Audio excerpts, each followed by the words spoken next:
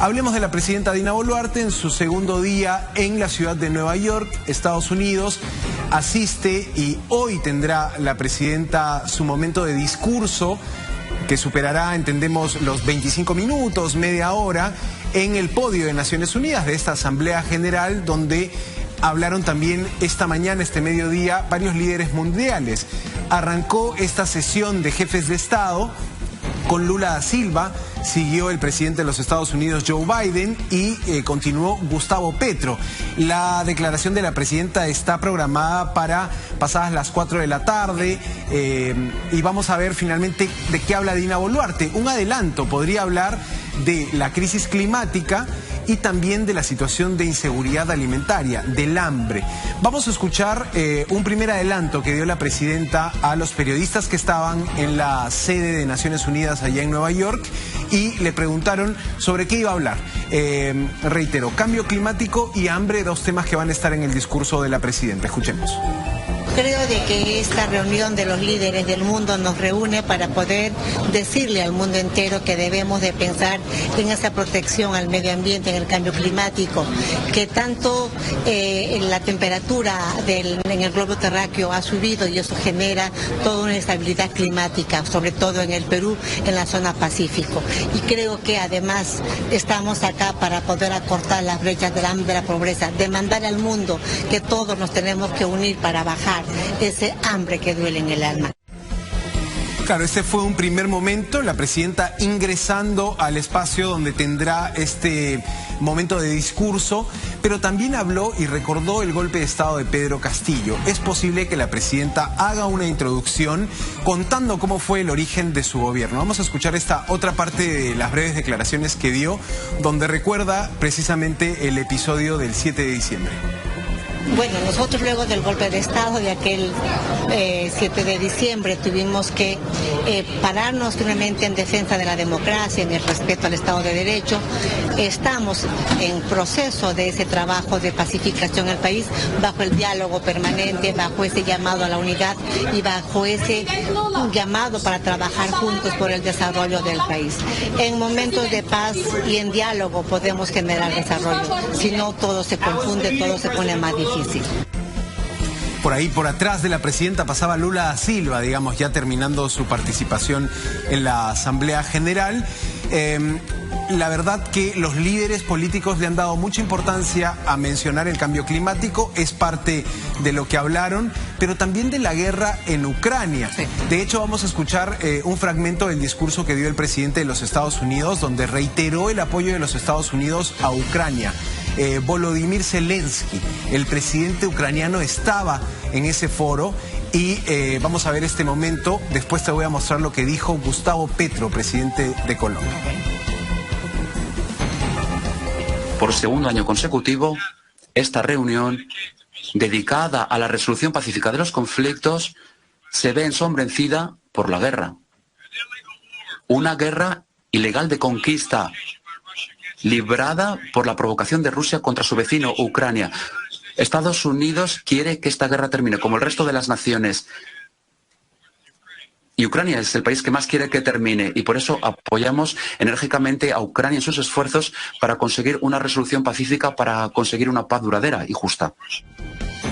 Ahí estaban las cámaras centradas por un momento en Joe Biden, que hablaba, pero también en la representación de Rusia y en el presidente ucraniano que asistía con su ya conocido traje de guerra, su ropa de campaña, digamos, Zelensky allí, ¿no?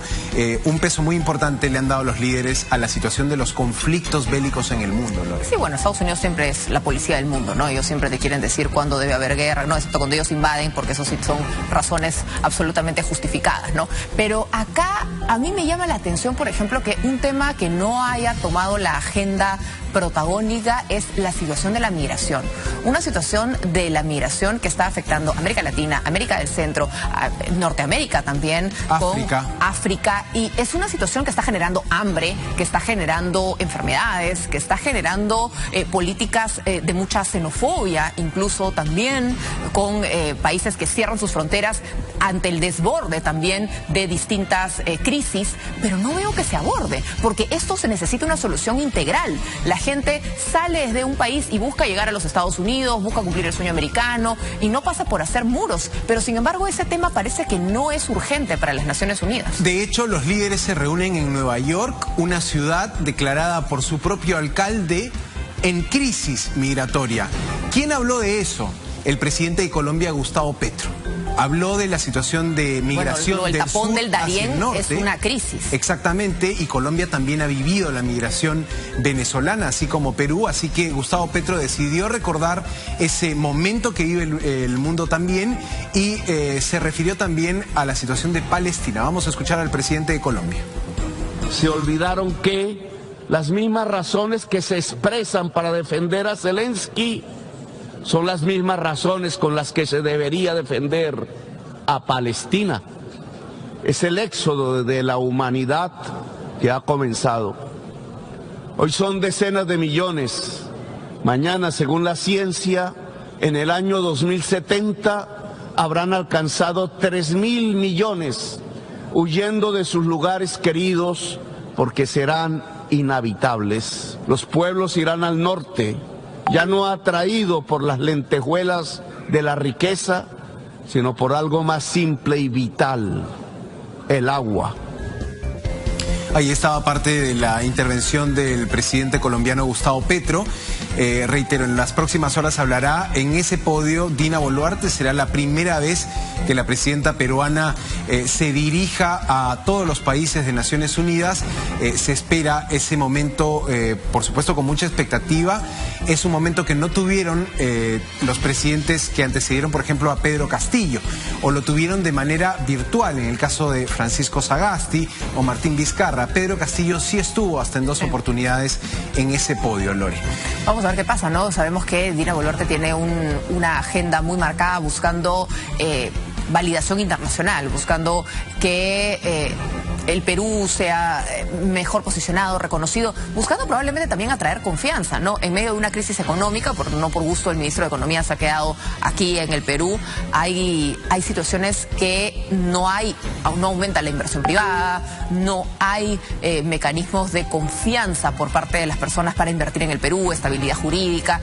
Es un poco lo que me imagino se está buscando en esta visita. Sí, la presidenta ha sostenido reuniones con un grupo de inversionistas extranjeros. Realmente es el mismo grupo, el mismo gremio de inversionistas de la American Society Council of the Americas, que también recibió a Pedro Castillo el año pasado. Lore, ¿te parece si vemos algunas imágenes de este segundo día de la presidenta Boluarte? Una reunión destacable, la bilateral que tuvo con el nuevo presidente paraguayo Santiago Peña. Dame esas imágenes para poder ver el segundo día de Dina Boluarte en Naciones Unidas, allí sentada, digamos, en el espacio de la representación permanente de Perú en ONU.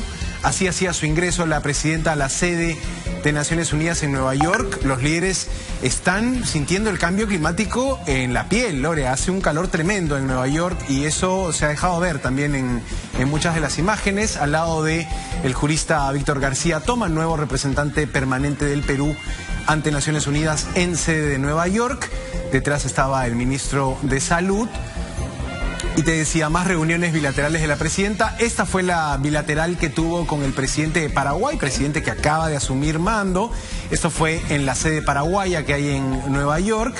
Y la presidenta también tuvo un encuentro con el secretario ejecutivo de CEPAL, el señor José Manuel Salazar. Esta ya fue en la sede de la misión peruana en Nueva York. Todo está muy cerca en el centro de Nueva York.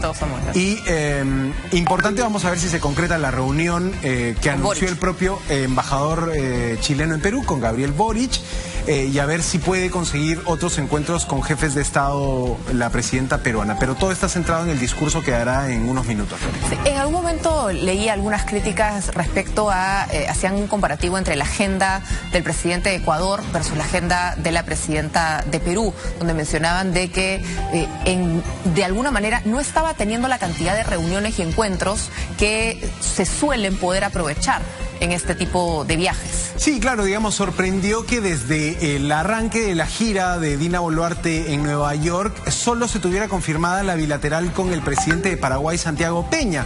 Tuvo también la presidenta un encuentro de pasillo, digamos, un encuentro informal con el presidente de Finlandia, pero claro, Cancillería no había confirmado otro tipo de reuniones bilaterales donde sí se registran, digamos, esas reuniones en actas, tienes a equipos de gobierno. Claro, se coordinan muchas cosas, porque se había mostrado la agenda de Ecuador y la agenda de Ecuador no paraba, el presidente prácticamente, y eso que está de salida, el presidente Lasso. Sí, y la sensación que incluso se criticaba en este caso a Dina Boluarte es difícil para la presidenta reunirse con distintos líderes. Esa era la pregunta. Habría que ver también la agenda de los otros líderes. Vamos, es un momento, digamos, en Nueva York donde todos los presidentes corren al minuto para cumplir con sus reuniones. Lo que queda pendiente es ver si va a existir esta reunión bilateral con el presidente de Chile, que es una reunión, no había sido confirmado por Cancillería, sino por Relaciones Exteriores de Chile. Pero sí, han sido pocas las bilaterales que ha tenido la presidenta, te digo, 2 reuniones formales, reuniones también con inversionistas, pero no necesariamente con tantos jefes de Estado como sí tuvo el presidente, o tiene programado el presidente de Ecuador. Hay que recordar un presidente que también está de salida, claro, ¿no? Bueno, vamos a ver qué sucede. ¿Cuándo tiene que regresar ya Dina Boluarte? Tendría que regresar mañana, hasta el 21 tiene el permiso en el Congreso, digamos, hoy hace su participación y ya mañana es el último día, el cierre de esta gira por Nueva York. O sea, ¿a partir de cuándo se le puede preguntar nuevamente por temas del Perú? Yo creo que la presidenta tendría o está obligada a responder temas de Perú en cualquier momento. Siempre, digamos, ¿no? de su mandato, ¿no? Lo que pasó ayer más bien parecía una reacción a una protesta ciudadana que Palacio no se esperaba en la Gran Manzana, en Nueva York, y sí la tuvo, ¿no? Sí había gente en contra del gobierno que salió a manifestarse y claro, eso a la presidenta obviamente la incomodó mucho. Muy bien.